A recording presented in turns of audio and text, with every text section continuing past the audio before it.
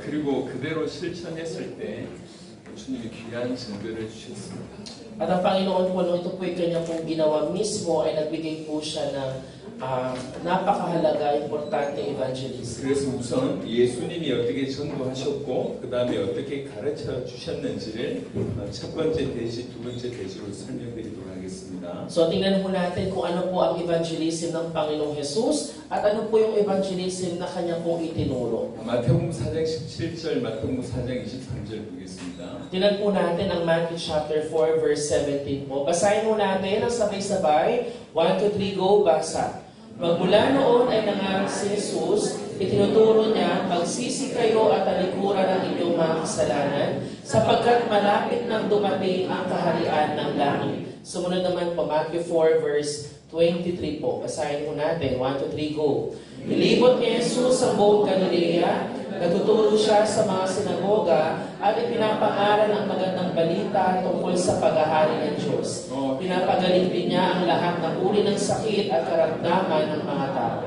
회개하라 천국이 가까이 왔느니라고 말씀하셨습니다. Sabi niya po dito po na sila po'y dapat mag-repent dahil malapit na ang kaharian ng langit. 천국에 갈 수 있는 유일한 길은 아들이신 그리스도이신 예수님을 믿는 길밖에 없습니다. Wala pong ibang daan para pumapunta sa kaharian ng langit kundi sa pamamagitan lamang ng pananampalataya po sa Panginoong Hesus na anak ng Diyos. 그 천국에 들어갈 수 있는 유일한 길 대신 그분이 이 땅에 오신 것입니다. Na yung pong tanging daan po para makapunta doon, ang ginawa po ay dumating po dito sa lupa para po sa atin. 천국이 가까이 왔다라고 천국 얘기를 하지만 실상은 복음 대신 그리스도이신 예수님에 관한 메시지였습니다. Ibig sabihin po nito na the kingdom of heaven is near. Wala po iba itong pinapatungkulan kundi ang Panginoong Jesus na Messiah ay dumating na dito sa lupa. 모든 사람들 누구든지 들을 수 있도록 이렇게 복음을 전하셨습니다. At ang ginawa po niya upang ito'y marinig po ng lahat ng tao, ganitong klase pong evangelism ang kanyang ginawa. 온 갈릴리에 두루다니고 그들의 회당에서 가르치셨다고 얘기하셨습니다. At ang sabi po dito, siya po'y nagtungo sa Galilea at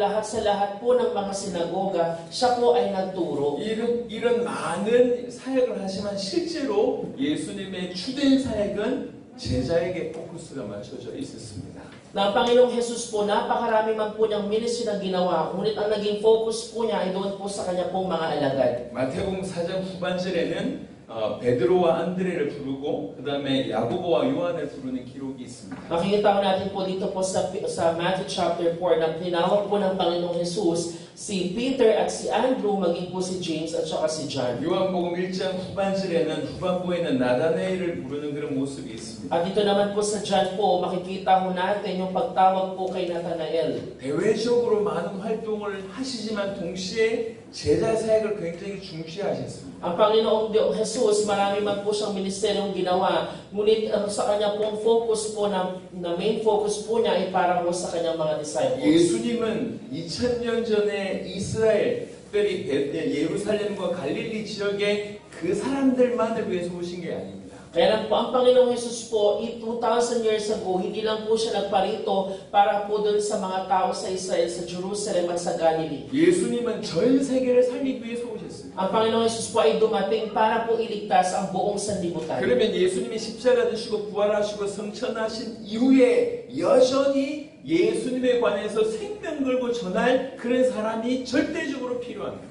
Kaya naman po mula pa nung ang Panginoong Jesus ay namatay, napako sa krus, namatay at muling nabuhay at umangkat niya po sa langit, hanggang ngayon po ay humahanap po siya ng mga tao, ipapamuhay po ito at patuloy pong ibabahagi sa maraming tao. 그래서 2000년 전에 그 이스라엘 사람들도 중요하지만 전 세계를 살리기 위해서 그 안에 중요한 제자들을 찾고 그들에게 집중하셨습니다. Kaya naman ang Panginoon po, dumating man po siya para po sa buong sanlibutan sa pagkakaligtas nito. Siya po ngayon ay humahanap ng mga tao pong patuloy na magagamit po para sa pagpapalawak po ng Ebanghelyo. 그렇게 제자들을 찾고 부르셔서 그들을 데리고 다니시면서 가르치시고 기적을 보여주시고 치유 등을 통해서 당신이 그리스도이심을 계속 계시해 주셨습니다. Kaya ang Panginoong Jesus po, tumawag po siya ng mga alagad, kanya pong tinuruan, kanya pong dinisciple, at patuloy pong ipinahayag sa kanila yung mga katuruan. 모든 사람들에게 행한 것이지만 사실 주 포커스는 누구에게 있냐면 제자들에게 있었습니다. 제자들을 가르치고 제자들에게 당신이 그리스도이심을 계시하기 위해서 기적과 치유를 보여주셨다고 말씀드릴 수가 있겠습니다. Makisabi mo natin na ang Panginoong Jesus po na parito po siya para sa kaligtasan ng buong sanlibutan. Ngunit naging focus po niya yung mga alagad po niya, kaya po siya nagturo sa kanila. At sa pamamagitan po ng mga miracles and wonders, ay pinahayag ng Panginoong Jesus yung kanya pong mga katuruan. 제가 항상 궁금했던 것 중에 하나는 뭐냐면 제자들이 따로 있을 때 예수님이 제자들에게 뭘 가르쳤을까? 이게 항상 궁금했어요. Ako po nagtatapos sa mga naiisip ko pong katanungan sa aking sarili, noong mga alagad po kaya, nung hindi nila kasama ang Panginoong Jesus, ano kayang tinuturo po nila? 제가 여러분들과 이렇게 메시지를 하는 거하고 이제 숙소 들어가서 제 아내와 제 딸하고 대화하는 거하고 다른 것이 아니에요. Di ba po, pag ako po, halimbawa, nandito, pag kayo pong aking kausap, iba din po yung way ko ng pakipag-usap kapag kasama ko naman yung aking pong asawa, pamilya, sa labas. 제자들에게 도대체 뭘 전했을까? Kaya yung mga alagad kaya, ano kaya ang kanilang ibinahagi nung hindi nila kasama ang Panginoong Jesus? 어떤 뭐 특별한 뭔가를 하셨을 것 같은데 이게 잘 드러나지 않았습니다. Sa tingin ko po, ang mga alagad din po, may ginawa sila napaka-espesyal, ngunit hindi natin ito makita masyado. 이거 굉장히 중요하기 때문에 한번 같이 찾아보겠습니다. Kaya napaka-importante po nito, kaya tingnan po natin mabuti. 누가복음 24장 44절 보겠습니다. Tingnan po natin po ang Luke chapter 24, 누가복음 24장 44절 45절 같이 보겠습니다. Luke 24 po, verse 44 to 45. Luke 24 po, Lucas 24, 44 hanggang 45. Sige po, kung nandun po kayo, basahin mo natin sa inyong pong mga Bible, Lucas 24, verse 44 to 45. Basahin mo natin, 1, 2, 3, go. He said to them, "This is what I told you while I was still with you. Everything must be fulfilled that is written about me in the law of Moses, the prophets and the Psalms." Then he opened their minds so they could understand the scriptures. 얘기합니다. 내가 너희와 함께 있을 때 얘기해 주지 않았냐? Nang sabi niya ho dito, hindi ba't iyan ang sinabi ko sa inyo nung ako'y kasama pa ninyo? 모세의 율법 선지자의 글 시편에 나를 가리켜 기록된 이러이러한 모든 것이 이루어져야 하려고 내 얘기하지 않았냐? Nang sabi ko sa kanila, at sabi ng Panginoon sa kanila, hindi ba't sinabi ko sa inyo na lahat ng mga nasulat doon sa batas ni Moses at mga propeta at maging sa Psalms ay kailangan maisakatuparan? Hindi ba't sinabi ko sa inyo yon? 제자들과 따로 있을 때 성경을 풀어줬다라고 하는 것의 근거입니다. Ibig sabihin po nito, isang pagpapatunay o ebidensya na ang Panginoong Jesus ay kasama niya ang mga alagad, ay tinuro niya ang Biblia ho sa kanila. 이런 일련의 일들이 지속됐던 것 같습니다. Ibig sabihin ito pong mga bagay na ito ay patuloy pong nangyari. 누가복음 24장 25절부터 27절도 보겠습니다. Tingnan po natin po ang Luke chapter 24, verse 25 to 27. Ano po sabi po dito?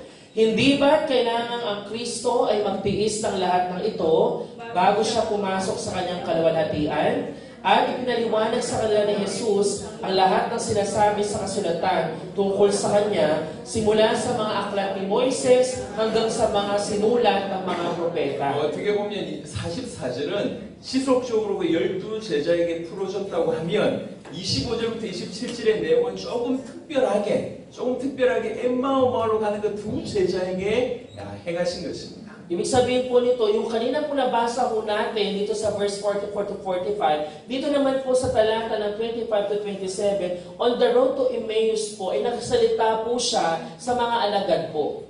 뭐라고 말씀하시냐면 이에 모세와 모든 선지자들로 시작하여 모든 성경에 쓴 자기에 관한 것을 자세히 설명하십니다. Ibig sabihin po nito ay pinaliwanag niya pong mabuti sa kanila na lahat ng bagay na nasabi na po na record doon po sa Law of Moses at maging sa mga propeta ay naisakatuparan na. 성경을 통해서 자세하게 당신이 그리스도의 심을 풀어냈다는 겁니다. Ibig sabihin po sa pamamagitan po ng Biblia ay ipinahayag po ng Panginoong Jesus na siya ay Kristo. 여러분 사도행전을 딱 넘어가면 중요할 때마다 사도 베드로나 사도들이 일어나서 기가 막히게 성경을 인용하면서 이럴 때는 이래야 된다라고 풀어내는 장면이 있습니다. Pag nakita ho natin din po sa mga gawa or sa Acts, ang bawat isang mga apostol po, pag sila po ay nagpapaliwanag ng Ebanghelyo, gumagamit po sila ng mga salita ho sa Old Testament upang sabihin na ito ay naganap na. 예를 들면 사도행전 1장에 제일 먼저 한 것이 가룟 유다의 빈자리를 채우는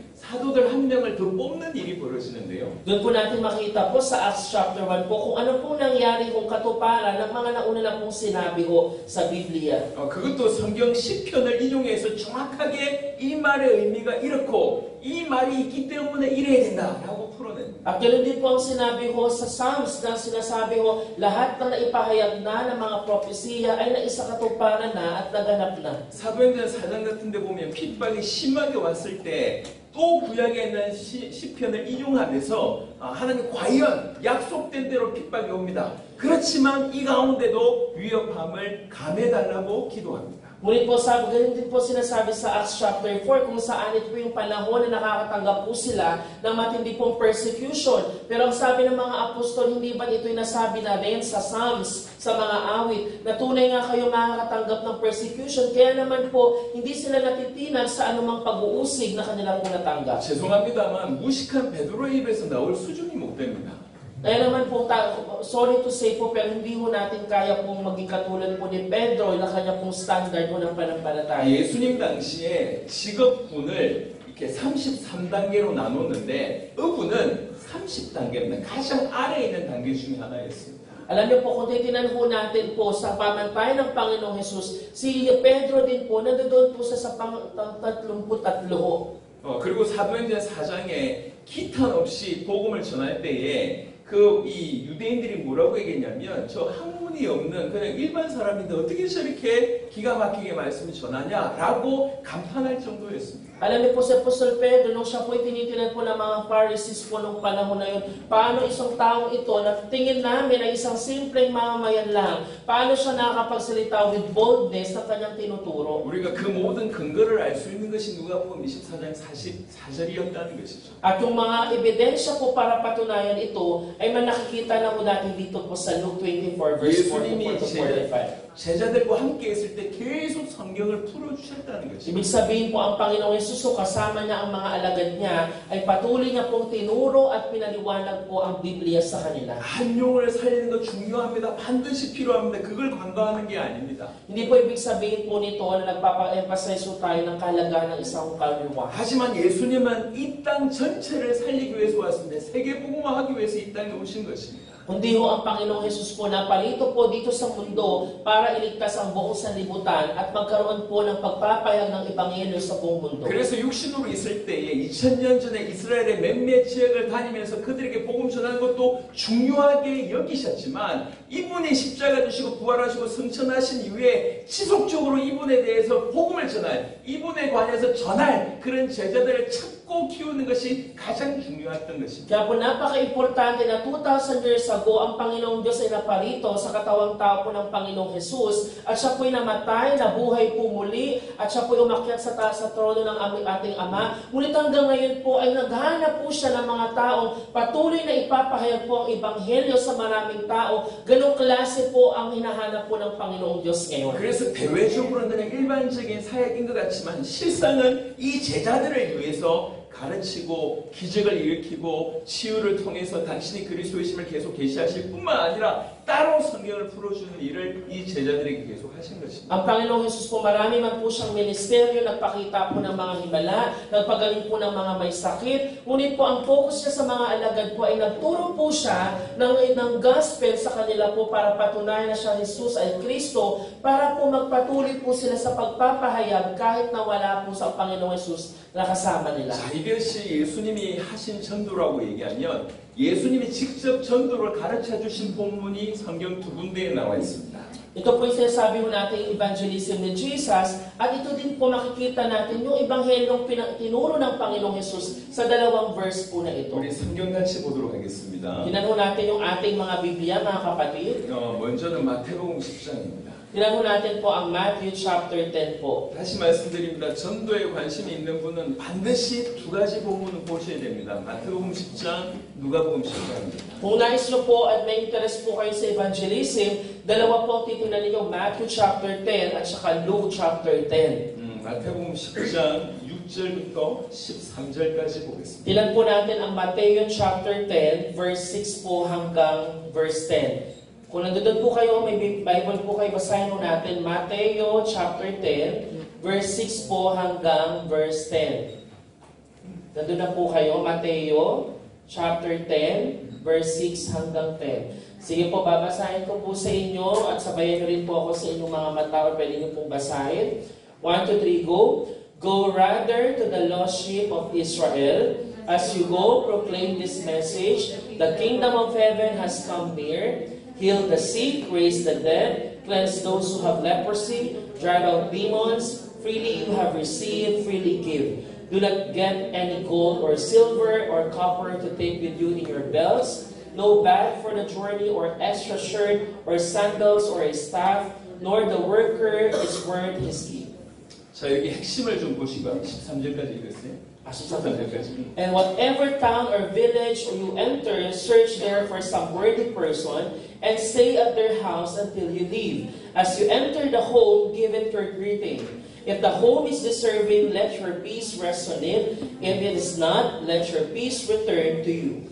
여러분, 마태복음 28장에 모든 민족으로서 제대로 삼으라고 하는 구절이 있습니다. Di ba po nakita natin sa Matthew chapter 28 po na sabi ng Panginoon, go and make disciples of all nations. 왜 제자를 찾아야 되죠? Bakit po kaya kailangan natin maghanap ng disciples? 이 질문이 중요합니다. Napaka-importante po ng tanong po na yan. 제자를 찾는 이유는 전체를 살리기 위함입니다. Bakit po kailangan natin magkaroon ng disciples? Para ho, maligtas po ang lahat. 전체를 살리기 위해서 제자를 찾는 겁니다. Kailangan natin maghanap ng disciples kasi magagamit po sila para ho sa kaligtasan ng marami. 10년이 안 되는 시간 동안에 전 세계 100여 개국에 사역을 할 수 있었던 이유는 이 단순한 논리 때문이었습니다. At alam niyo po, sa loob ng 10 years, wala pang 10 years po, ay nakapunta po kami sa 100 na bansa. Yun po ay dahil lamang po sa pamamagitan po ng prinsipyo po na ito na amin pong pinanghawakan. 마태복음 10장에도 사실은 키는 뭐냐면 합당한 자를 찾아라는 거예요. Ano po ang pinaka-key point po ng Matthew chapter 10? Ang sabi dyan, humanap ka ng worthy person. 어떤 성이나 마을에 들어갔는데 11절에 보니까 그 중에 합당한 자를 찾으라. 어떻게 찾는지에 대한 얘기는 조금 이따 하겠습니다. 합당한 자를 찾으라. Ang sinasabi po dito sa Matthew chapter 10 verse 11, na kung saan ka man pumunta na bayan o syudad, kapag pupunta ka doon, humanap ka ng worthy person. At mamaya po pag-aaralan natin kung paano po ba maghanap ng worthy person. 12명을 둘씩 짝지어서 보냈습니다.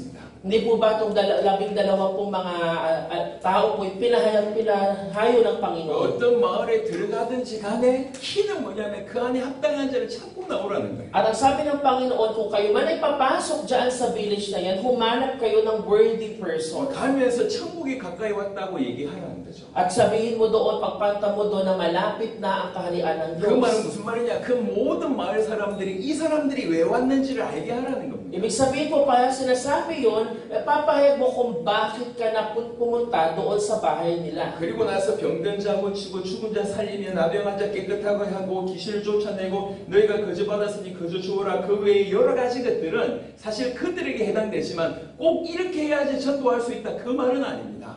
Hindi po, ang sabi ho dito, di po ba, as you go, proclaim this message po na Kingdom of Heaven has come near, magpagaling ng may sakit, magpagbuhay ng mga patay, linisin po yung mga may ketong, mag-alis ng mga demonyo. Hindi lang po nagkakahulugan na ito yung pinaka-purpose ng pagpunta nila doon. 이 모든 것은 도구이며 자세입니다. Itong mga bagay ko na nabanggit dito, ito'y pawang instrumento lamang sa pinaka-main purpose ng pagpunta ho nila. 키는 합당한 자를 찾아내는 거예요. Dahil po, ang pinaka-purpose po at key point po ay humanap po ng worthy person. 12절 보니까 그 집에 들어가면서 평안한 길을 빌라. 그 집이 이에 합당하면 너희 빈 평안이 거기 임할 것이요 만약 합당하지 아니하면 그 평안이 너희에게 돌아올 것입니다. Ano po sabi ko, mag-greet ka doon sa bahay na yun. Kapag siya ay deserving, ay ibigay mo yung kapayapaan doon. Ngunit kung hindi man, babalik sa iyo yung peace na yun. 간단하게 한번 재현해 보겠습니다.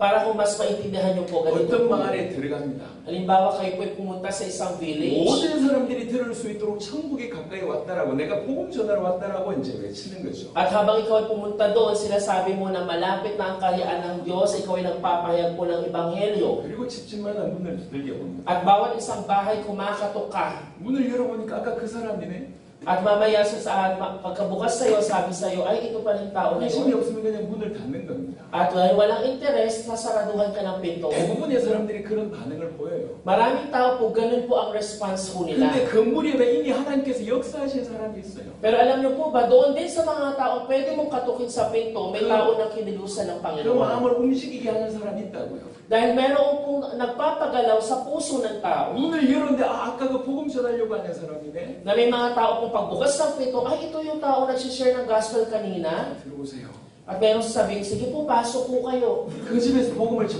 전하. pagdating mo dun sa bahay, pwede mo i-share yung 그 gospel. 사람이 진실로 그 마음을 받네요. Ibig sabihin, makita mo na tinatanggap talaga nila ng sincere yung sinasabi. 이 사람이 합당한 사람이에요. Ibig sabihin po, nung taong tumanggap na yun, worthy person. 그 다음은 뭐냐면 그 집에서 떠나지 말라고 얘기합니다. Ano sabi mo, huwag kang aalis dun sa bahay na yun. 너희가 떠나기까지 그 집에서 머물라는 거죠. Ang sabi mo ng Panginoon, hanggang ikaw ay paalisin ko doon ka mag-stay. 이 합당한 자에게 집중하라는 겁니다. Ibig sabihin po nun, mag-focus ka dito sa worthy person na tulad tinanggap ka. 왜 그러냐? 이 합당한 자를 살리면 이 합당한 자가 그 마을을 살릴 것이기 때문에 그렇습니다. Bakit po? Dahil sa pamamagitan ng worthy person na to na tumanggap, kaya niyang iligtas yung buong village na yon. 굉장히 간단한 얘기예요. Ibig sabihin po, napakasimple lang po ng pinapagawa. 누가복음 10장을 보겠습니다. Tingnan naman po natin ang Lucas chapter 10 po. 누가복음 10장은 70인을 보내면서 우리 주님이 전도를 가르쳐 주신 장면입니다. Ito naman po yung pagpapadala ho ng Panginoong Jesus sa 72, makikita ho natin dito. 3절부터 보겠습니다. Basahin ho natin Luke chapter 10 verse 3. Simulan ho natin sa verse 3. 3절부터 7절까지만 보겠습니다. Verse 3 po hanggang verse 7. Basahin ho natin. So, bayan ho po ako. Go, I am sending you like lambs among wolves. Do not take a purse or bag or sandals, and do not greet anyone on the road. When you enter a house, first say, peace to this house. If someone who promotes peace is there, your peace will rest on them. If not, it will return to you. Stay there, eating and drinking whatever they give you, for the worker deserves his wages. Do not move around from house to house. 어느 집에 들어가든지 평안하냐고 물어봐라. Ang sabi ko dito, kung saan ka man pumunta ng bahay, ang tatanungin mo lagi ay, sabi mo lagi, peace to this house. 그러면 그 중에 평안을 받을 사람이 있다. At ibig sabihin po, among dun sa mga taong binati mo, may tao talagang tatanggap ng kapayapaan na 마태복음 yun. 10장과 똑같은 얘기입니다. 합당한 자가 있다는 거예요. Ibig sabihin po, pareha ng sinasabi sa Matthew chapter 10 na may tao po tinatawag na worthy 그 person. 평안을 받은 자가 준비된 자니 그 집에서 머물라 다른 집으로 옮기지도 말라고 Ibig 얘기합니다. sabihin po, yung worthy person po na yan ay pinili ng Panginoon at karapat dapat pang mag-stay doon dahil siya'y gagamitin ng Diyos. 예수님이 가르쳐 주신 전도의 키가 뭐냐면 그 마을 전체를 살려야 될 거 아니냐. 전체 살리기 위해 그 안에 합당한 자, 평안을 받을 자를 준비하셨다는 얘기예요. Ibig sabihin po ng evangelism na pinapakita ng Panginoong Jesus, doon sa village na inihanda ng Panginoon, among sa mga tao doon, merong isang taong tinatawag na worthy person na pinili na ng Panginoon upang magamit para sa ikaliligtas ng buong village. 누군지 모르니까 합당한 자 이렇게 안 써 있거든요. 누군지 모르니까 복음의 표시를 내라는 거예요. Ibig sabihin po, hindi mo natin kasi alam kung sino yung worthy person. Wala naman nakasulat sa noon nila na worthy person. Kaya ang gagawin mo natin, ipapahayag lang ang gospel at naniniwala tayo na merong isa doon na inihanda ang Panginoon. Amen. 마태복음 13장으로 설명해 보겠습니다. Tinan po natin po ang Matthew chapter 13. 마태복음 13장 8절 보겠습니다. Tinan po natin ang Matthew chapter 13 po, verse 8. Ano mo sabi ko dito? Verse 8, bakibasa natin? Ngunit ang mga binhi na hasik sa matabang lupa ay namunga, may tig-100, may tig-60, at may tig-30. 23절입니다. 23 naman po, 1 to 3, go. At ang katulad naman ng binhing na hasik sa matabang lupa ay ang mga taong dumirinig at umuunawang mabuti sa mensahe, kaya ito ay namumunga ng sagana, may tig-100, may tig-60, at may tig-30. 10 뿌리는 비유입니다. Ito po yung parable of the sower. 내가 신 땅이 나온다 그랬어요. Di ba po, meron pong 4 po na klase ng lupa. 길가가 있고 Meron pong daanan, 가시떨기가 있고 meron pong tinikan, 돌짝밭이 있고 meron pong dawagan, 옥토가 있다고 at 했어요. meron din pong magandang lupa. 그런데 이걸 설명할 때 이것들이 다 사람들의 마음이라고 얘기했습니다. Di ba po, meron pong ang mga tao po, pag ito'y pinapaliwanag, ang sinasabi nila po, ito po yung puso. 이렇게 잡초가 나 있습니다. 무슨 땅이 좋은 땅인지 몰라요. Hindi natin alam kung ano pong klaseng lupa po yan. 좋은 땅이지 않은 유일한 방법은 씨 뿌리는 방법밖에 없습니다. Ano po bang paraan para malaman natin na maganda po yung lupa? Kailangan nating tamnan. 씨를 뿌려야지 좋은 땅인지 확실하게. Kailangan po nating magtanim, maghasik ng binhi para ma-check kung yung lupa na yun ay magandang lupa o hindi. 그 좋은 땅은 30배, 60배, 100배 열매를 맺습니다. Ngunit ang sabi doon, yung lupa na yun po ay magbubunga po ng 160 at 30 times. 누가 제자인지 누가 합당한 자인지 아무도 모릅니다. Ibig sabihin po, wala po sa atin na may alam kung sino dito ang worthy person, sino dito ang tunay na alagad. 복음의 씨를 뿌려봐야 돼요. Ang kailangan gawin po, kailangan natin tamnan ng gospel para malaman kung sino sa kanila. 제자는 복음에 반응합니다. Bakit po ang tao pong tunay na alagad may tamang response po sa gospel? 여러분 지금 핸드폰 안에 수많은 사람들이 있을 겁니다. Di ba po sa ating pong mga mundo ngayon, ang dami pong merong may cellphone. 어떤 형태로든지 예수님이 그리스도라고 하는 복음을 선명하게 어떤 형태로든지 한번 전해보십시오. At halimbawa po ay mag-share po kayo anumang klaseng paraan, anumang klaseng form. 그 안에 합당한 자, 평안을 받을 자, 제자가 준비되어 있습니다. Panigurado ho, kahit sino pa yung sa pag-share po natin, may isa na ihahanda ang Panginoon. 그 제자는 뭐와 같냐? 겨자씨 하나를 갖고 누룩 같다고 마태복음 13장 31절 33절에 나와 있습니다. Tingnan po natin po yung sinasabi ho dito sa Matthew chapter 13, verse 31 po to 33. Basahin nga po natin.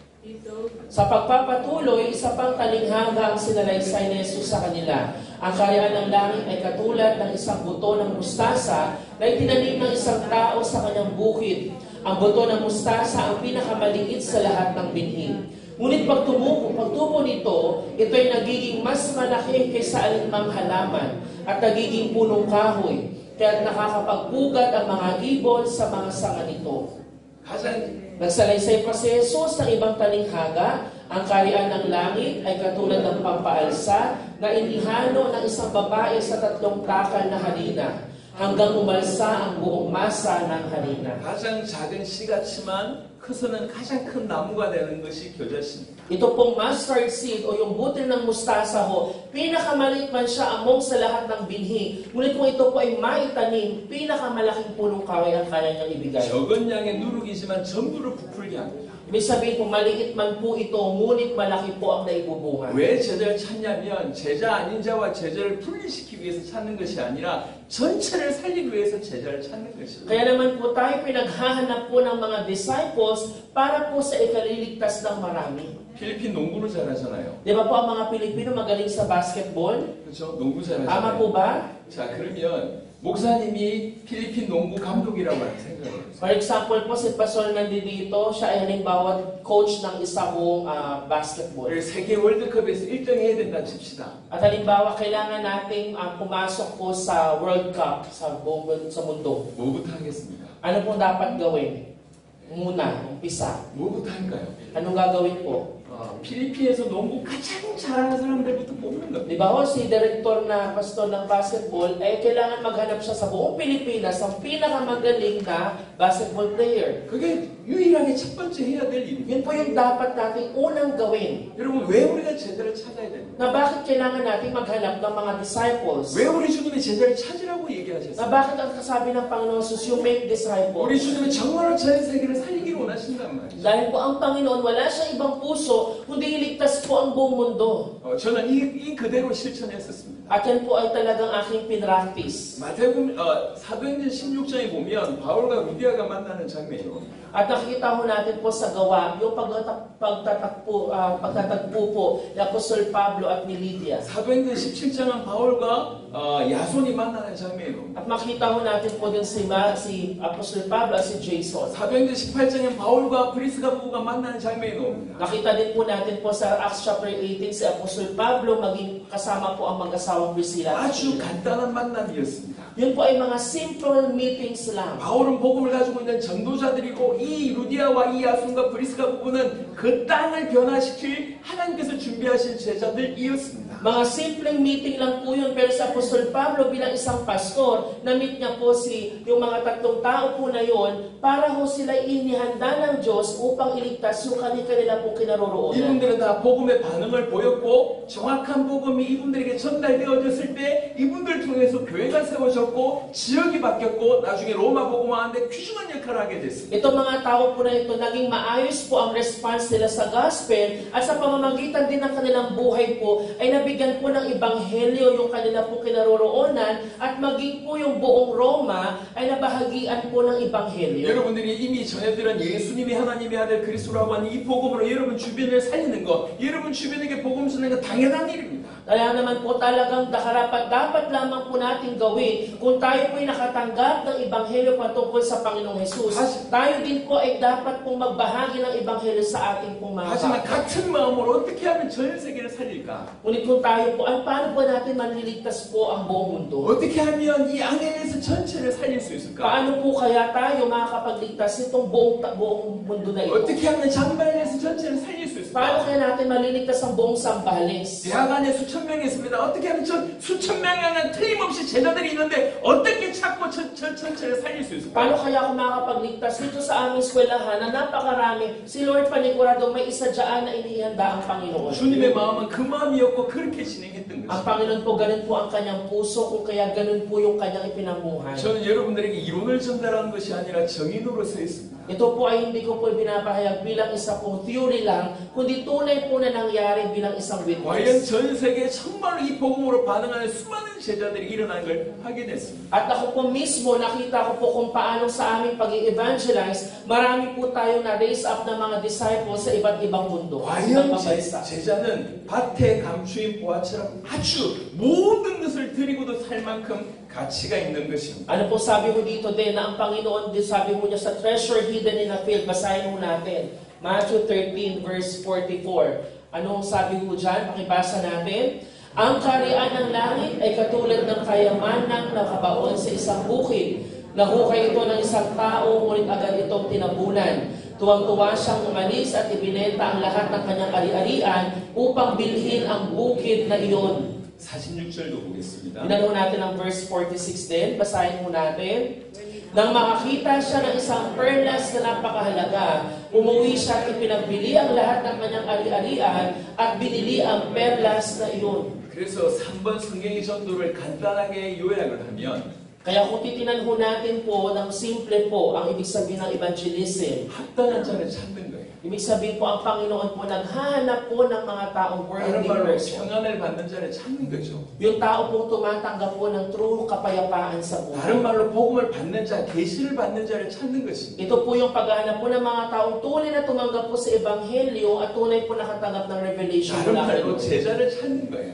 Ibig sabihin po, we are making disciples. 어떻게 찾습니까? Paano po nakakahanap ng disciples? 제자의 특징은 복음에 반응하는 것입니다. Ano po, ang special po na characteristic ng mga disciples, may tamang response sa gospel. 복음의 빛을 비출 때 제자들은 반응 보이게 됐습니다. Makikita ho natin na pag nakita nila yung liwanag ng gospel, magsisimula pong mag-gather yung mga 그래서 disciples. 계시를 받는 자를 찾는 거 이게 첫 번째고 Kaya po napaka-importante po ng paghahanap po ng mga tumatanggap po sa revelation ng 두 gospel. 번째는 뭐 해야 됩니까? Kaya ano po dapat po natin sumunod na 아까 gawin? 누가복음 24장 44절에 제가 언급했던 것처럼 예수님이 찾은 제자들에게 했던 그거 하면 된다는 거예요. Ano pong gagawin natin kung paano ang Panginoong Jesus po ay nakahanap ng mga alagad, ay patuloy na po sinamahan at tinuruan. 예수님은 그 제자들에게 성경 전체를 통해서 풀어주셨습니다. 예수님이 하나님의 아들 그리스도라고 지속적으로 증언하셨다는 얘기입니다. Ang Panginoong Jesus po, to His disciples, wala siyang ginawa kundi ituro ang Biblia sa kanila at patunayang patuloy that Jesus is the Christ. 나머지 성경 구절들은 다 예수님을 그리스도라고 증언하는 그런 사람들에 대한 얘기입니다. 세례 요한, 사마리아 여인, 사도 요한 전부 다 그렇습니다. At ganun po ang nangyari ho, ang mga tao po sa Biblia, si John the Baptist, yung Samaritan woman, si Apostol John, wala silang ibang ipinahayag kundi ang Panginoong Jesus bilang Kristo. 성경 자체가 그리스도이신 예수님을 증언합니다. Dahil po ang mismong Biblia po ang nagsasabing ebidensya na ang Panginoong Jesus ay Kristo. 이 부분들은 여러분들이 읽어보시면 아실 내용이라 제가 스킵을 하겠습니다. At ito po, pag binasa niyo po mga kapatid, ay malalaman niyo po ito, kaya i-skip na lang po natin itong part 왜 na ito. 그러냐면 증인이 이 자리에 계시기 때문에 그 증인을 모시기 위해서 그렇습니다. Kaya lang po, pero kailangan po natin po magkaroon ng witness o talagang magte-testify po nito. 선교사님은 우리 김건중 선교사님 제가 한 4년 전에 만났습니다.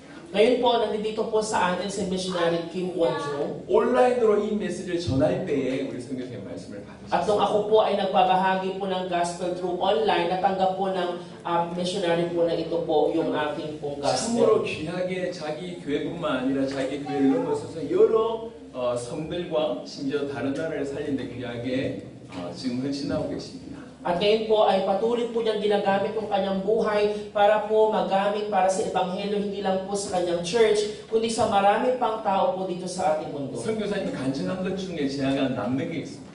At yung sa kanya pong testimony, may isang bagay po na naiwan po sa akin. 선교사님이 그때 약 25년, 26년간 선교사역을 하셨을 때였습니다. At yung time po na yun, ay panahon po na 2005 and 2006. 20몇 년 동안 현지인들에게 큰 플러스를 한 것보다 그 한 해에 큰 플러스를 한 게 훨씬 많다. Na sabi po niya, sa maraming panahon, 20 years, halos 20 years na marami kaming conference na ginanap. Pero dun sa isang taon na yun na ginawa namin ang Gospel of the Bible Conference, mas malaki yung impact nun kaysa sa anumang conference. 그 해에 우리 사모님이 심장마비가 몇 번 오셨어요. Kaya naman po dahil po doon sa nagawa po namin yun, talagang nagkaroon ng impact sa akin po. 응급실에 몇십일, 40며칠 그 사모님이 누워 계셨습니다. Kaya yung kanyang pong asawa po, yung kanyang pastor's wife po, ay nandoon po sa ospital ng ilang araw. 그럼에도 불구하고 이 복음으로 자기 주변과 그 전체를 살려내는 일들을 계속 해오셨습니다. Pero sa kabila po ng ganun pong sitwasyon, sa problema sa puso yung kanyang asawa, ay hindi po natinag yung pagbabahagi ng gospel para mo sa ibang tao. 어떻게 보면 가장 모델적으로 사역을 하고 있는 계시는 그런 분이라고 생각합니다. At naniniwala po ako na isa po siya sa mga magandang modelo patungkol po sa pagbabahagi po ng gospel. 그래서 저는 성경의 전도에 대해서 이론에 대한 얘기를 드렸다고 하면 이분은 실제로 증거를 가지고 여러분들에게 도움을 드릴 수가 있을 것 같습니다. Kaya naman po na siya po ay naririto para hindi lang po theory ang yung napapakinggan, kundi yung actual po na pagsasapamuhay po ng pagbabahagi ng gospel. 선교사님 통해서 큰 은혜 받으시길 바랍니다. And I hope po na kayo po ay pagpalain sa pamamagitan po ng testimony ng ating po missionary team. 우리 김건중 선교사님 모시도록 하겠습니다. Palakpakan mo natin si missionary team Won-jung.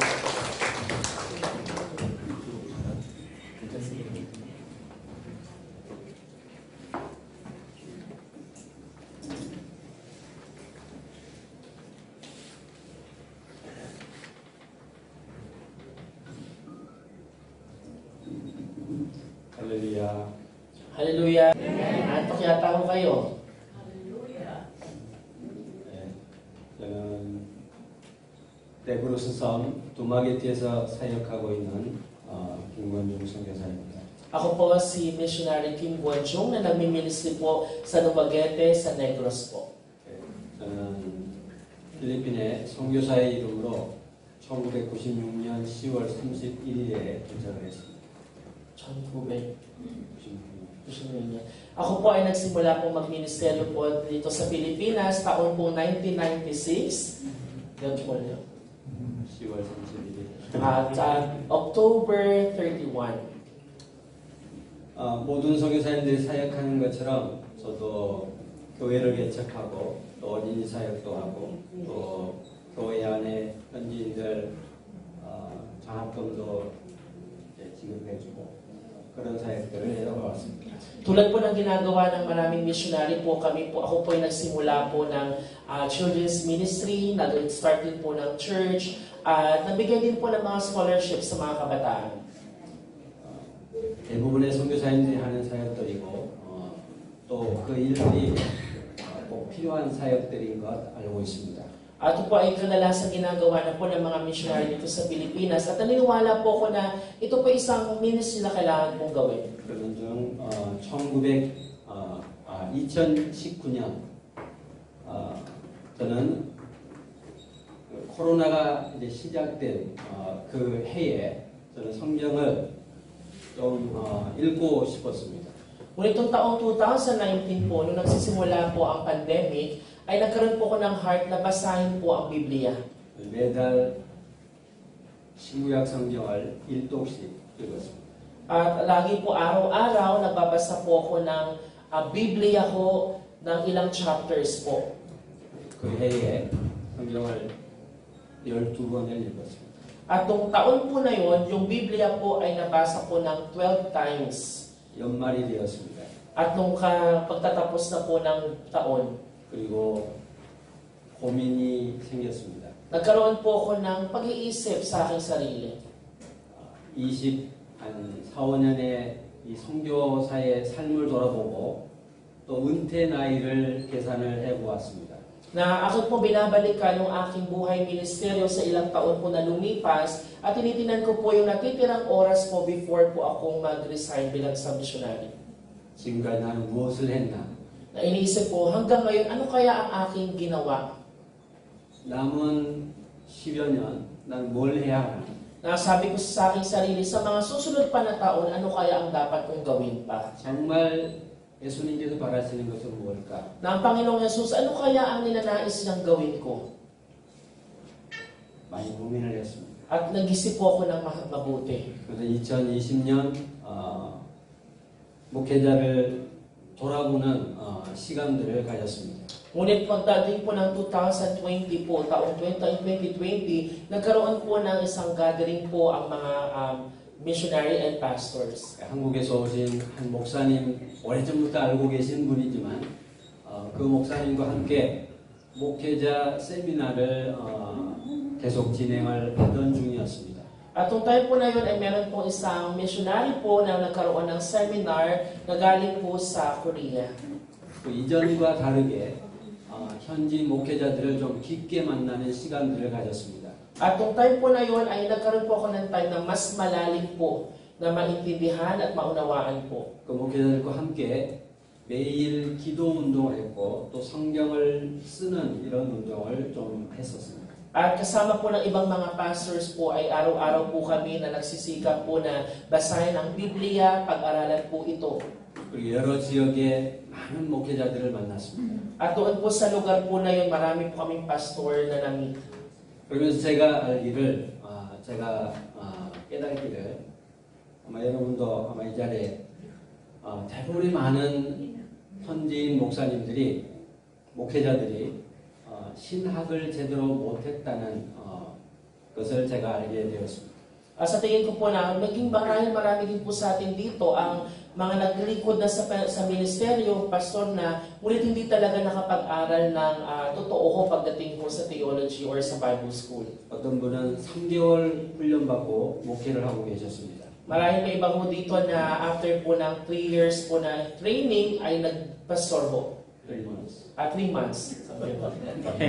어떤 분은 6개월 훈련을 받고 Pero naman 6 months ng training, 그래서 궁금했습니다. kaya ito po yung aking naisip. 저분들은 뭘 설교할까? Naisip ko, ito mga taong to, ano kaya ang preaching nila? 그렇게 배워서 과연 어떤 설교를 할 수 있을까? Na kung ganun lang po yung kanilang napag-aralan, ano kaya ang kanilang ibinabahagi? 성도들에게 어떤 도전의 메시지를 전할 수 있을까? Na ano kaya ang binabahagi nila sa kanilang mga miyembro?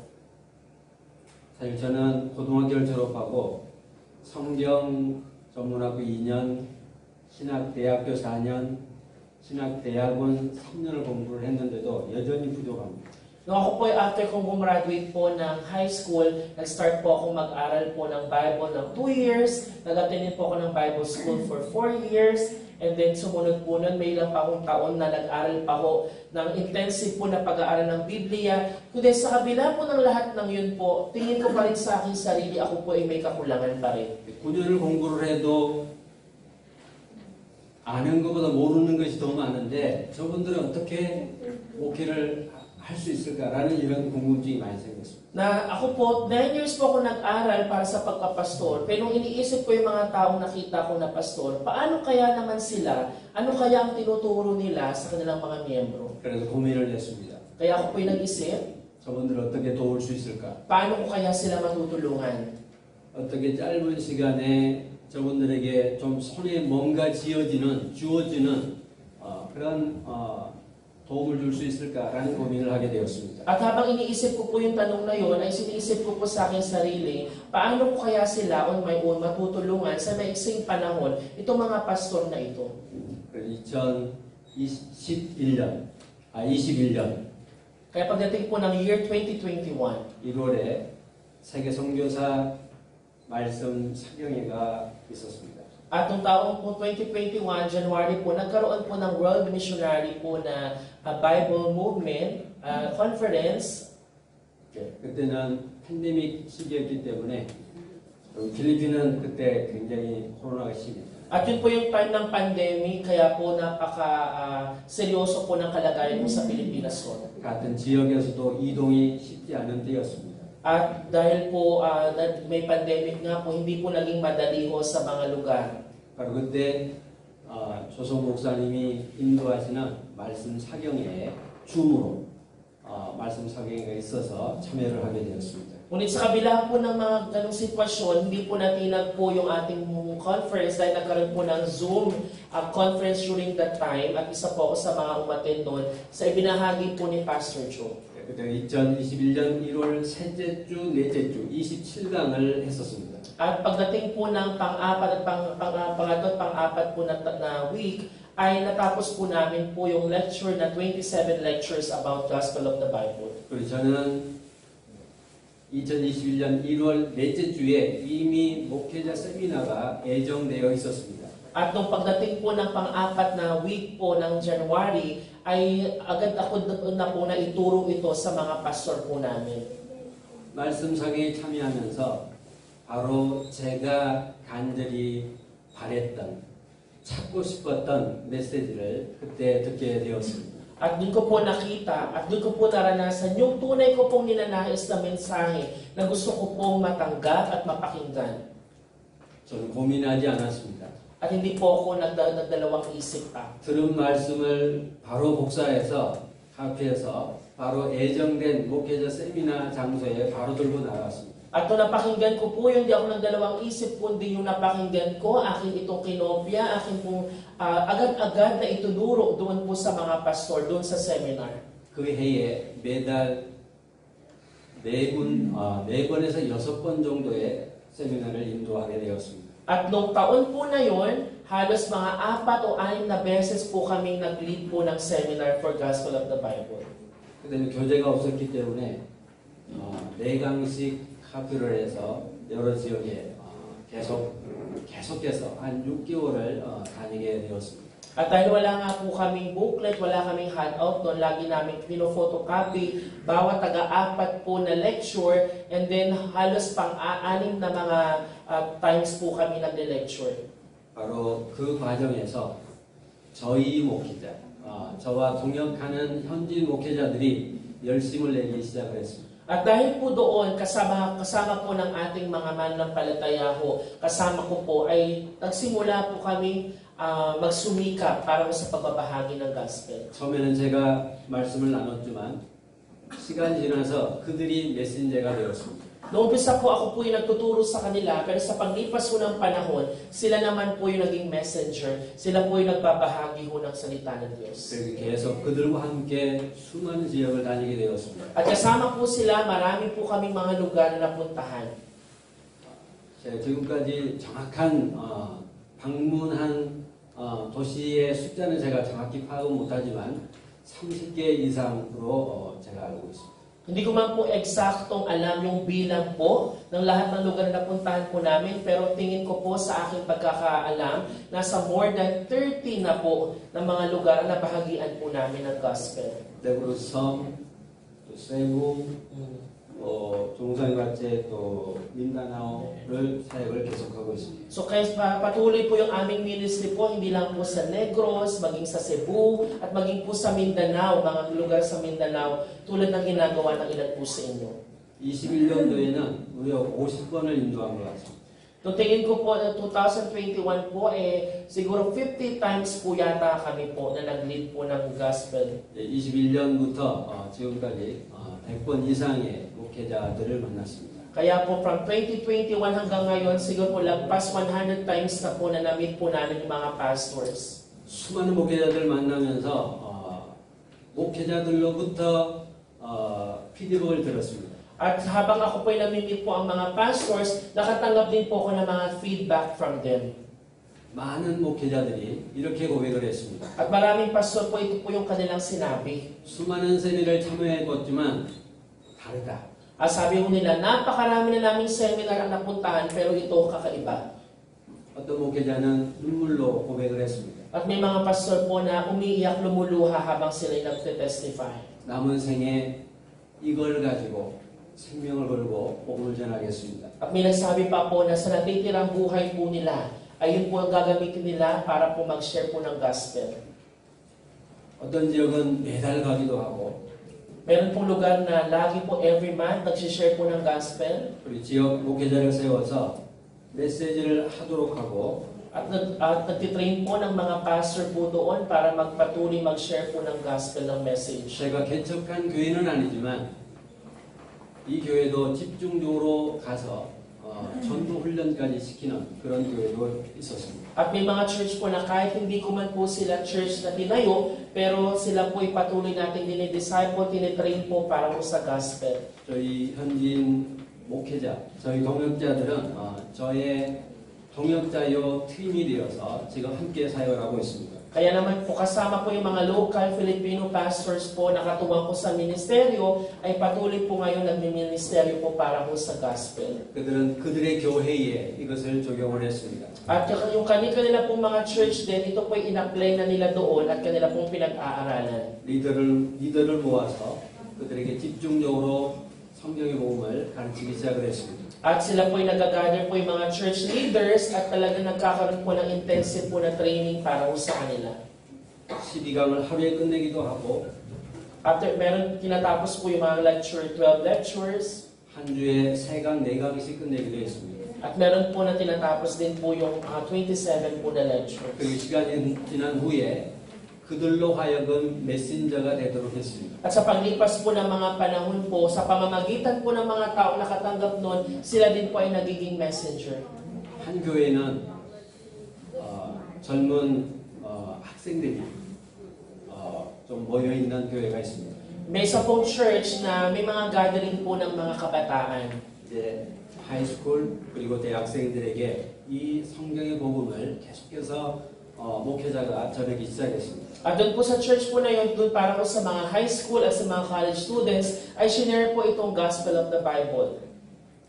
12-13번의 이 12강 과정을 진행했습니다. At halos 12 to 13 times po na kanila pong inulit-ulit po ito pong Gospel of the Bible lectures. 그 학생들 중에는 나이가 이제 16에서 17살밖에 되지 않는 그런 이들이 대부분이었습니다. At halos po lahat sa kanila ay nasa 16 to 17 years old lang.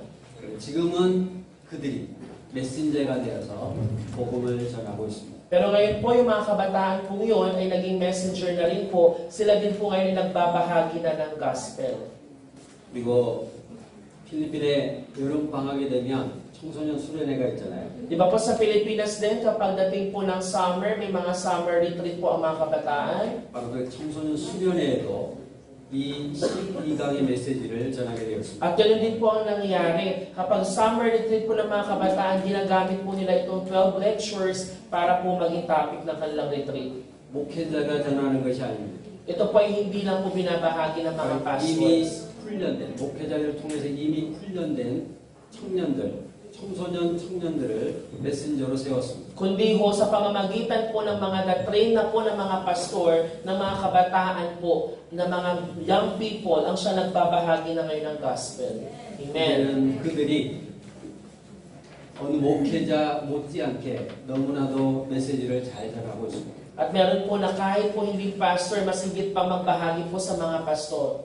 작년 교회는 다른 지역의 연합수련회에 저희들이 가서 그 젊은 학생들을 데리고 와서 메신저로 세워서 또 지역을 섬기기도 했습니다. At last year din po, meron po tayong gathering po. Dala-dala po natin yung mga kabataan na yon at sila po ay nag-act bilang mga messenger at sila po ay nag-share po ng gospel.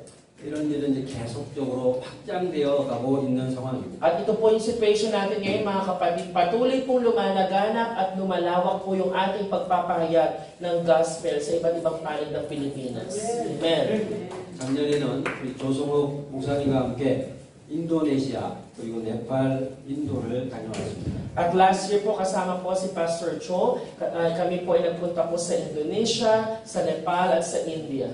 인도네시아를 가는 비행기 안에서 그 의자 앞에 있는 모니터를 보면서 모니터의 지도를 보면서 Habang ako po ay nakasakay po doon sa aeroplano papuntang Indonesia, sa harapan ko po may monitor po doon, nakikita ko po yung map. 이런 마음을 품었습니다. At nagkaroon po ako ng ganitong puso. 아시아에 있는 국가들, 아직 이 성경에 보면 증거되지 않는 이 나라들을 섬겨야 되겠다라는 그런 강한 마음이 들었습니다. Nagkaroon po ako ng heart ngayon habang tinitingnan po yung mapa na yung mga bansa dito sa Asia na hindi pa nararating itong Gospel of the Bible ay kailangan po silang puntahan at maging witness doon para sa Ebanghelyo. 그래서 작은 시작으로 올 2월 달에 현지 목회자 2명과 함께 네팔과 태국에 사역을 다녀왔습니다. Kaya naman po para ito'y masimulan, this year po, February, kasama po ang dalawa kong pastor, nagpunta po kami sa Nepal at sa Thailand para simulan po in a little step yung puso po na natanggap po mula sa Panginoon. 그리고 다시 11월 달, 다음 달에 다시 네팔과 라오스에, 죄송합니다. 태국과 라오스에 들어갈 예정입니다. At sa susunod naman po ng mga buwan, sa December naman po, para ipagpatuloy yung ministeryo na yun, kami po ibabalik po muli sa Nepal at sa Thailand, maging po sa Laos. 그리고 내년 초에 태국에 한인 선교사님들을 만날 지금 계획을 세우고 있습니다. At next year naman po, may plano din po kami na mag-meet po ng mga Korean pastors po. 지금은 베트남 이 성경의 복음 12강과 27강 베트남어 번역을 이제 준비 중에 있고 그다음에 미얀마어를 또 이제 번역하려고 지금 이제 접촉하고 있는 상황입니다. At ngayon po, para po mas mapalawak pa itong Gospel of the Bible, naghahanda po kami ngayon na i-translate po ito to Vietnamese. At the same time po, naghahanda din po na i-translate ito sa lingwahe po ng Myanmar. 그리고 성경의 복음 12강과 27강에 강의안을 그리고 번역 중에 있습니다. At maging po yung lecture po natin, na 12 lectures at yung 27 lectures ay inihahanda po natin po for translation. 우리 주목사님께서 이제 많은 나라에서 수많이 수도 없이 이 강의를 하셨지만 그것을 좀 잘 보기만 해도 좀 잘 풀어낼 수 있는 그런 강의안을 준비 중에 있습니다. At naghahanda po tayo ngayon na sa mga lecture po na bahagi sa atin ni Pastor Cho ay patuloy po natin itong maipahayag ng maayos at klaro sa iba't ibang tao. 이제 1차 번역은 영어로 준비 중에 있습니다. At yung una pong translation po natin ng English ay nagagamit po natin. 영어만 번역이 되면 다른 언어 번역은 쉽기 때문에 그 작업을 이렇게 하고 있습니다. At dahil nga po pag na-translate na po ito sa English, madali na lamang po i-translate ito sa iba't ibang lingwahe. 사실 12강 또 27강을 들어보면 누구나 다 아는 말씀들입니다. Diba po pag tininan po natin itong 12 lectures, pati yung 27 lectures, lahat po tayo pag tininan yung mga salitang to ay alam na po natin itong mga verses na ito. 그런데 자기가 막상 강의를 해보면, 메시지를 해보면 막히는 부분이 많이 있습니다. Pero di ba, pag kayo na mismo yung magbahagi nito, hindi po ganun kadali. May mga times na para tayo nahihirapan at natitigilan po tayo. 그래 그 부분, 그 어려운 부분을 좀 해소시키기 위해서 지금 그 준비를 하고 있습니다. Kaya po yung maging po yung content po nito ay patuloy ho nating mas pinapaghandaan pa para madali po natin itong mapaliwanag. 번역을 하는 또 하나의 이유가 있습니다. At may isa pa pong reason bakit po natin ito gustong i-translate. 정말 주님 오실 날이 얼마 남지 않았습니다. Dahil naniniwala ko tayo na ang pagbabalik ng Panginoong Yesus ay nalalapit na. 제가 여러 지역을 다니면서 또 네팔이나 라오스나 인근 나라들을 다니면서 방문하면서 더더욱 느껴지는 것이 주님 오실 날이 정말 얼마 남지 않았구나라는 생각이 자꾸 깊이 들어가고 있습니다. Habang ako po ay nagpaparod pa rito sa iba't ibang bansa, sa Vietnam, sa Laos po, sa Nepal man, ang aking naiisip po ay mas lalo kong nalalim na naiisip na ang Panginoong Jesus ay nalalapit na talaga muli ang kanyang pagbabalik. 수많은 성경 교재가 있지만 이것같이 복음이 확실하게 정리가 잘 된 것이 없다라는 생각을 하면서 그래서 이 작업을 계속하고 있습니다. At naisip ko po na wala pong marami man pong mga lecture o marami pong mga aklat patungkol po sa Ebanghelyo. Ngunit ito pong ating Gospel of the Bible na pinag-aralan ay kaiba po sa kanila. Kaya naman po nagpapatuloy po tayo sa proseso ko ng pagka-translate. 무엇보다 이것이 빠르게 좀 퍼져 나갔으면 하는 그런 간절한 마음이 있습니다. At meron po akong puso ko na talagang itong ating pong Gospel of the Bible ay patuloy na mapalawak at mapa-spread pa natin sa iba't iba pong panig ng mundo. 세상은 너무나 넓고 여전히 복음이 필요한 것이 너무나도 많습니다. Naniniwala po ako na sa buong mundo po napakarami pang may kailangan po nitong gospel. 필리핀도 마찬가지입니다. Ganon din po sa Pilipinas. 필리핀의 인구가 얼마죠? Ilan na po ba ang populasyon ng Pilipinas ngayon? Parang 100 million na yata. 120 million. 그 중에 79%가 천주교입니다. Di ba ho, among that, siguro nasa more than 90% po ay mga Catholic. 79% po ay Catholic. government data. 79%. 이슬람이 그 중에 600만 명. At doon naman po sa mga Islam po ay nasa 610. 6 million. 6 million. 6 million.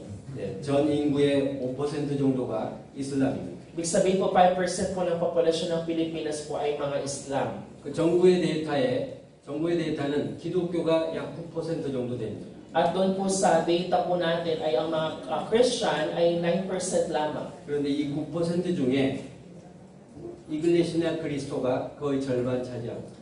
At doon po sa 9% pa na yun, kasama pa po doon yung mga iglesia ni Cristo. 그리고 잡다한 이단들이 이 안에 다 들어가 있습니다. At doon po sa percentage po na yun, kasama pa doon yung iba't ibang kulto na nagpapahayag na sila Kristiyano. 그러면 복음주의 크리스천, 복음주의 교회는 4%도 안 되는 거예요. Siguro po yung talagang meron po nakasentro po sa gospel-centered po na Christian ay wala pa siguro sa 4%.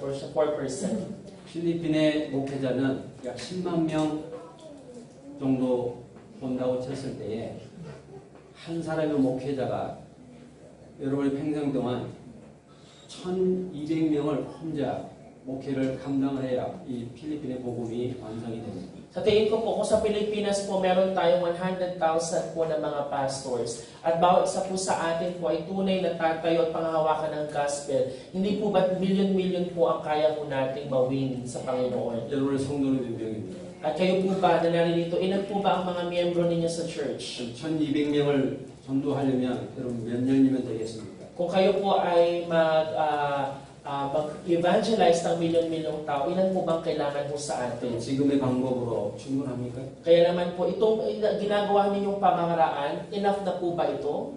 사실 굉장한 심각한 상황입니다. Kaya na po talagang napaka-serious po na situation natin. 교회를 개척하는 것 너무 중요합니다. Napakahalaga din po ng pagbibuild ng mga church. 그러나 목회자 선교사는 한 지역의 바란가의 캡틴이 아닌 지역과 나라의 사령관이 되어야 합니다. Ngunit kung tayo po ay mga pastor po, higit pa, hindi man po tayo mga barangay captain ng ating mga location, ngunit tayo dapat mag-lead sa spiritual na pamumuhay po ng ating mga lugar. 어떻게는 한 지역, 한 나라, 나아가 주님의 지상 최대 명령인 세계 복음화를 이룰 것인가를 정말로 고민하고 이 일에 동참을 해요.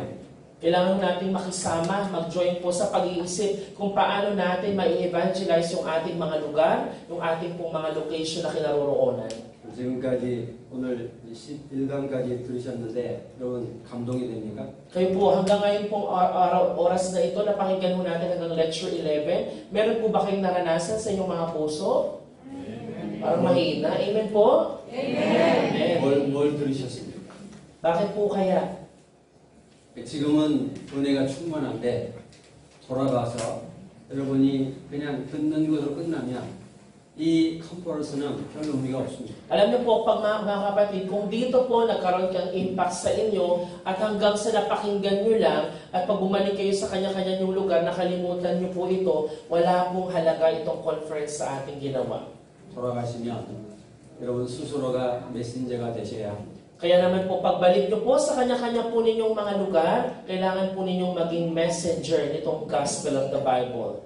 여러분 필요한 지금 녹화 동영상 또 이 12강, 27강 파일들 아마 선교사님이 아마 지원해 주실 겁니다. At kaya naman po yung mga kailangan po ninyo na mga recorded videos, yung mga files po for teaching, marahil po ito po ay bibigay din po sa inyo, isi-share po sa inyo para magamit po ninyo sa pagbabahagi ng Ebanghelyo.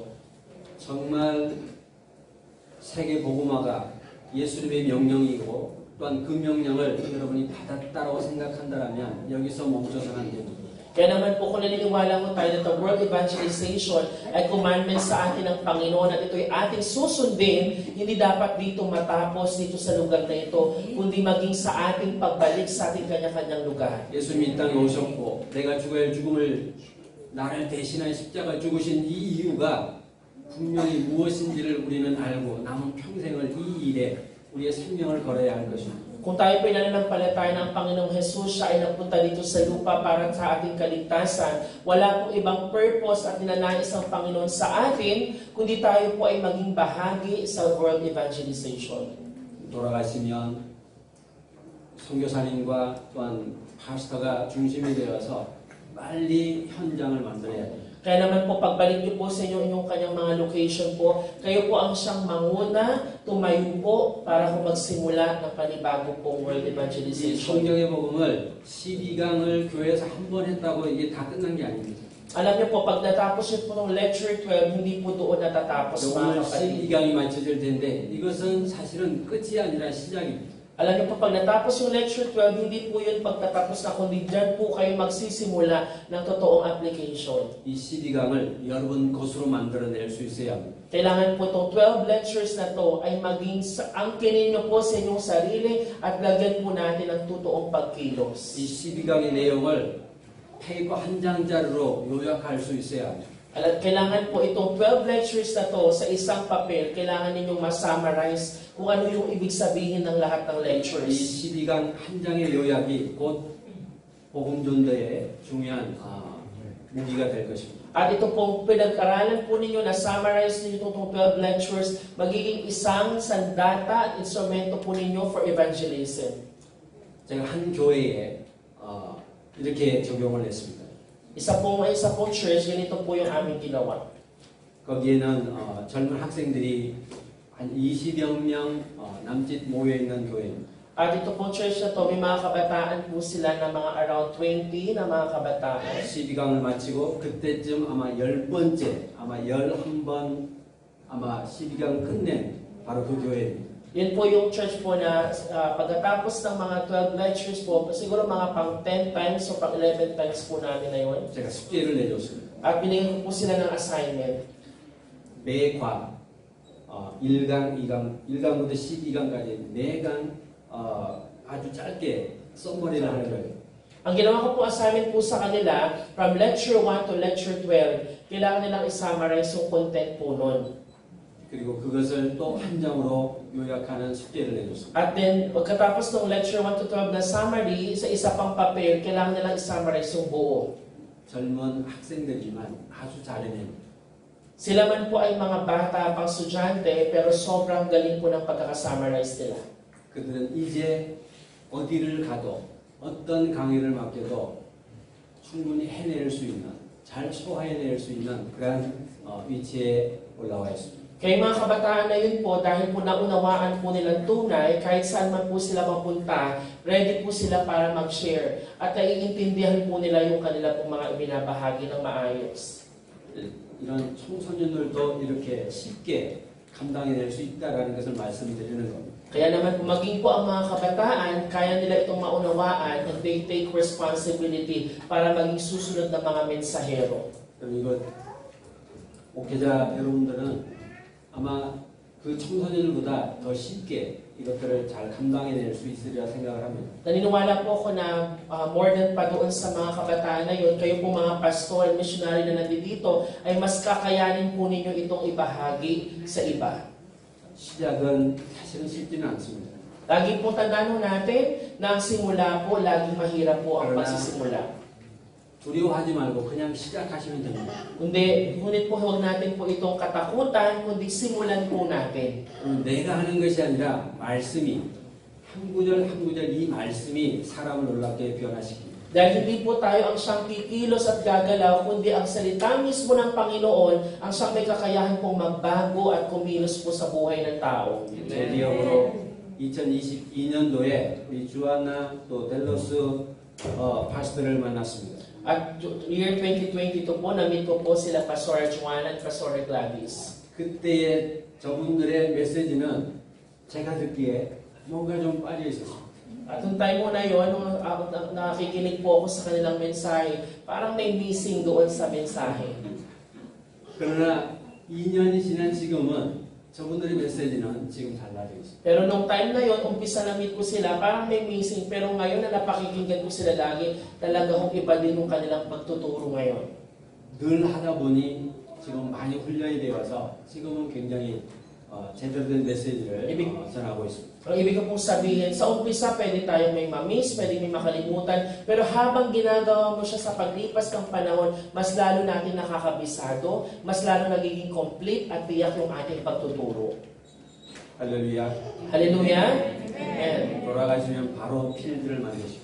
Kaya naman po sa inyong pong pagbabalik sa kanya-kanya po ninyong lugar, gumawa na po kayo ng field para po ibahagi ito pong Gospel of the Bible. 그리고 한 지역의 한 마을의 캡틴이 아닌 사령관이라는 생각을 하고 어떻게 하면 지역을 이 필리핀을 또 더 나아가 아시아 전 세계를 살릴 것인가 기도하면서 그 대열에 함께 합류할 수 있기를 바랍니다. Kaya po I hope na sa pagbalik ko po sa inyong mga lugar, kayo po ang siyang mamuno para po ma-evangelize yung lugar na yon, yung inyong community, yung buong Pilipinas at maging ng iba pong bansa. Darating po yung araw na yon.